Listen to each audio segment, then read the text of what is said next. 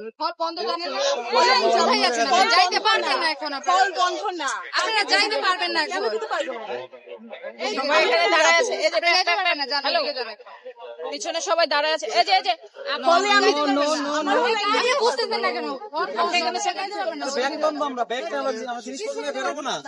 হল বন্ধ মানে আমার সাথে কাজ আছে, আমি হলে যাবো। আপনি এখন হলে যাইতে পারবেন না। হলে কেন যেতে পারবো না? আমি হসপিটাল থেকে, আমার বাবা হসপিটালে, তো আমি হলে এন্ট্রি করবো আর কি, মানে হলে যাওয়াটা আমার দরকার এখন। আমি 5-6 দিন ধরে হলে আসতেই পারছি না কোনোভাবে। আজকে এসে দেখি যে এই জায়গায় এন্ট্রিতে আমার কাছে আইডি কার্ড আছে। আইডি কার্ড থাকলে তো আমাকে আটকানোর কোনো কথা না। ইউজিসি সিদ্ধান্তে তো আমাদের বিশ্ববিদ্যালয় চলে না। তো বিশ্ববিদ্যালয় বন্ধ না, হল বন্ধ না, তো আমার ক্যাম্পাসে আমি কেন ঢুকতে পারবো না? আমার ক্যাম্পাসে কেন পুলিশের সম্মুখীন হইতে হবে আমাকে?